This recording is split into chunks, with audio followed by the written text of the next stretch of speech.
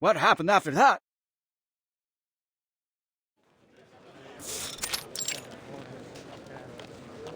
The treasure hunters must have opened the secret chamber and found the Compliner's relics, right? Well, there was no treasure inside. Just a few letters and a painter's address. That's it? What about all those symbols? Don't tell me you made it all up. Easy, allow me to continue. Long after the poor painters and artisans scattered to the wind, each of them received a special pigment from Ugello. They used it on other projects they worked on, leaving their signatures, these symbols behind to mark their work. And so concludes a Firenze fresco mystery. To celebrate this touching story, I've hired a team of talented artists to reproduce their paintings in a new book. And I gave it a wonderful title. La Primavera di Firenze. Che delusione. È un titolo terribile. I've got something even better here. A map straight from the Spanish court with a direct route to India. Think of the opportunities that await you.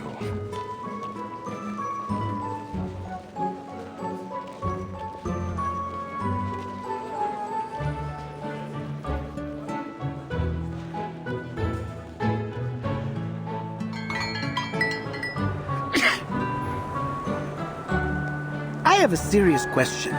What is there in India that is worth all this fuss? If Marco Polo is to be believed, not even there can one escape the troublesome rumors of merchants and courtiers. Unfortunately, humanity's thirst for gossip knows neither geographical nor temporal boundaries. But this apple still finds it so strange that all the rumors about these Compliners turned out to be false, from top to bottom. Seems like, no matter the era, lies always travel faster than the truth. Well, I wouldn't say that. In fact, the rumors didn't really hold much weight until you arrived. Huh?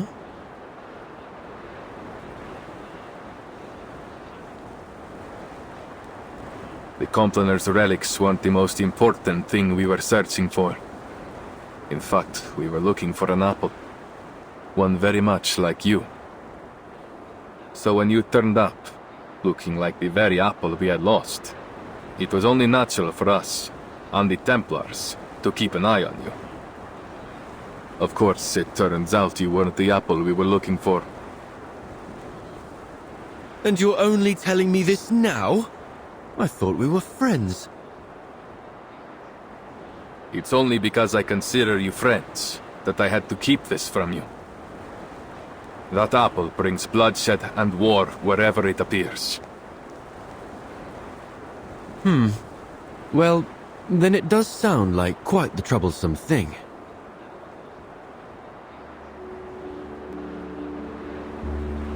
You've caused quite a stir in Firenze yourself. No need to be modest. Esatto. You are an amazing apple in your own right. My only regret is that I never got the chance to dissect you and study your inner workings. I hope you don't mind, but I think you may have to keep that regret forever. Ah! Miss Sotheby, why did you sneak up on me like that? I did not. I just wanted to tell you that Vertin and I met an old gentleman down there who was kind enough to give us directions. Well, he said if we keep heading northwest along the Arno River, and then, anyway, we'd end up in Prato Vecchio eventually. I do believe you may have skipped some if not all, of the necessary information. Ezio knows the way. All we need to do now is deliver the letter to Signore Uccello. I suppose we must say goodbye to our dear Firenze for now. Oh, that red is so vibrant, like an endless field of poppies.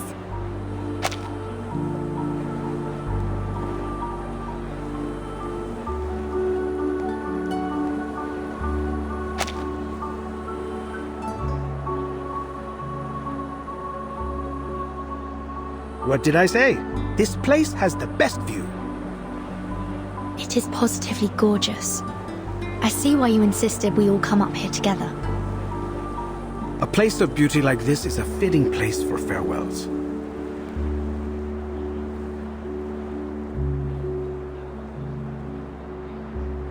By the way, I had a discussion with some of my fellow painters. We discovered that Prato Vecchio is rich in a special mineral. One need only grind and heat it properly. Then presto! You have yourself some invisible pigment. So that's the source of the pigment used in the fresco. Uccello was born in Prato Vecchio. It's safe to assume he brought some from his hometown to Florence. Just a hint of this powder, and you are able to create a vast array of remarkable colors. Among them, the most famous is a color some call Firenze Red. Firenze Red.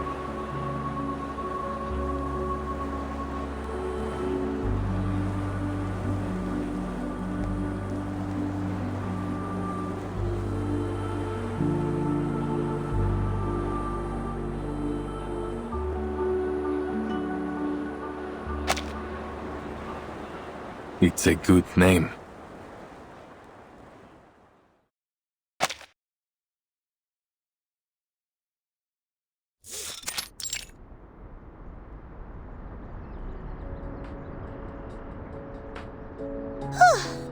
Finally. That darling little house up ahead. Must be Mr. Uccello's home.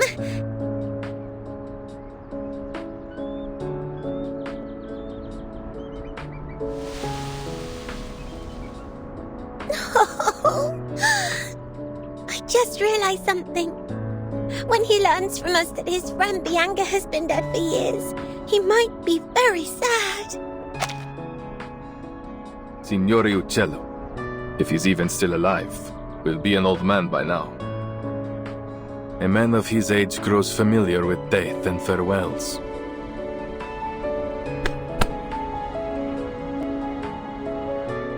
Let's go.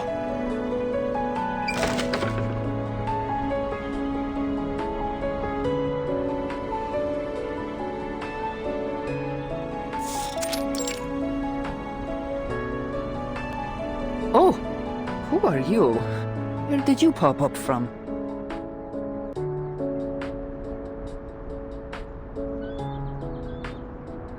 Apologies for the intrusion, Signora. My name is Ezio Auditore from Firenze. We're here looking for Paolo Uccello.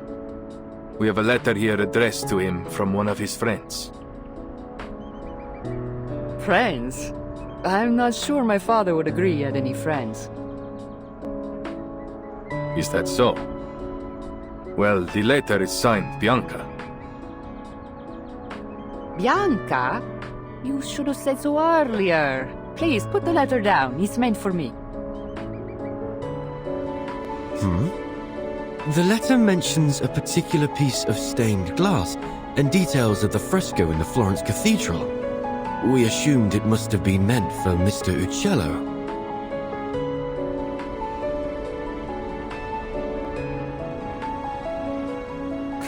It appears I've deceived you as well. Allow me to introduce myself. I am Antonia Uccello. And perhaps the Uccello you friendly strangers are looking for.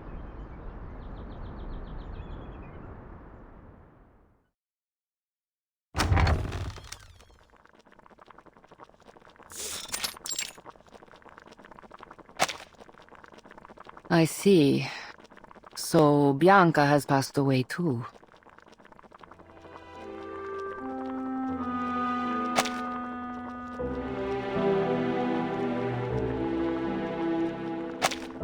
That fresco was the last work we did together. Father passed away soon after, leaving behind my sick mother and a pile of debts. I used to follow Father wherever he went, whatever job he took. Sculpture, masonry, painting, frescoes, everything. I learned all I could from him, and after he died, hoped to accept commissions independently. But as a woman, it was almost impossible. But once I left Firenze and began using Father's name to make a living, some of his old patrons were kind enough to keep sending work my way, provided I concealed my true identity. Oh, so you're the imposter!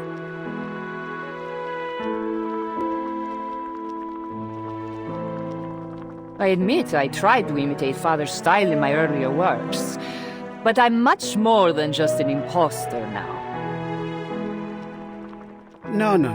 A painter's mind should be a mirror, capturing and reflecting the truth and beauty of nature. To simply copy the works of another? No, Signora. It seems you still have much to learn. Huh. Is that what you think? Well, I've heard it all before. Mine's as a mirror. Ridiculous. Let me tell you, a painter's mind should be like a sheet of transparent glass. It refracts and transforms the external world, then reconstructs its image inside the painter's brain, rather than simply copying the natural world around us. That is an intriguing theory. Odd, perhaps, but not without merit.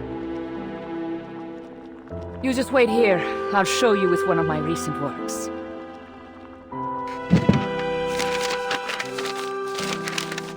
She seems so full of life. She reminds me of my sister. Women like her have seen much pain, but they never let it defeat them. If only her understanding of painting were a bit more profound, I believe we might become good friends.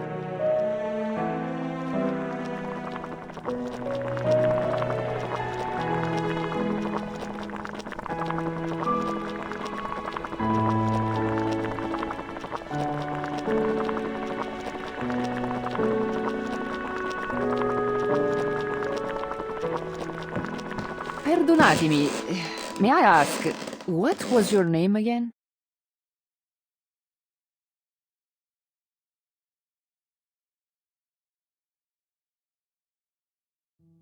You said you are an auditore, see?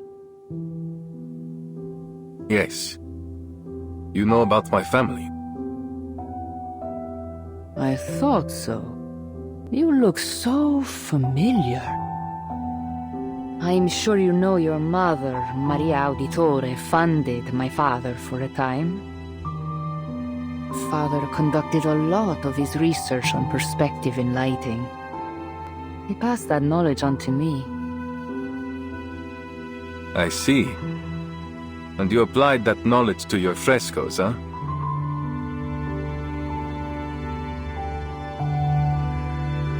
What goes around comes around, right? Architects, sponsors, painters, artisans, assassins, outsiders. Our identities may differ, but our actions are all deeply interconnected.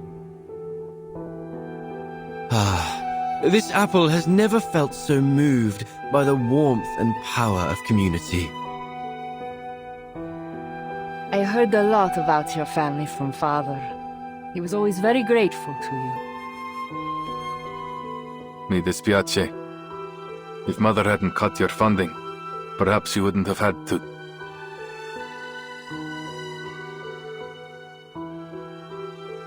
Your family helped us more than we could have ever asked for.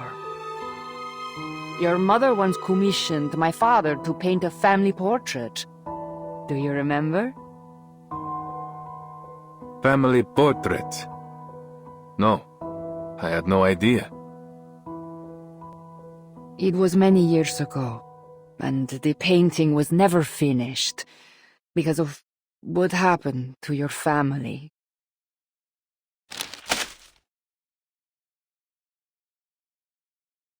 This is the only draft left, but I believe it should be returned to you.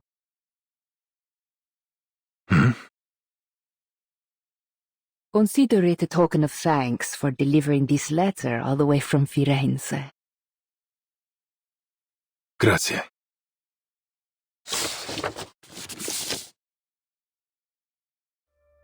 This is...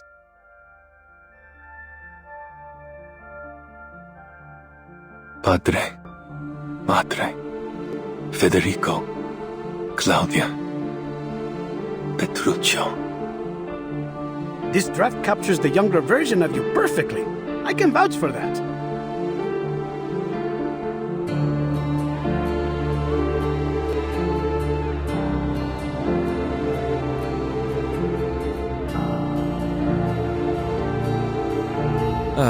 What a lovely family portrait. Even the weather looks lovely. The painter did a great job capturing a wonderful moment. One of the sweetest of my life.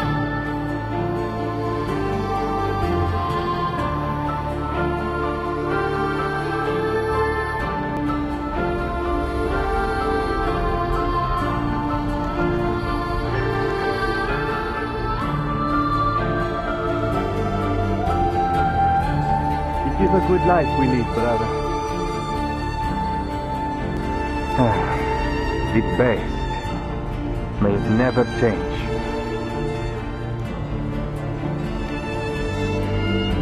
And may it never change us.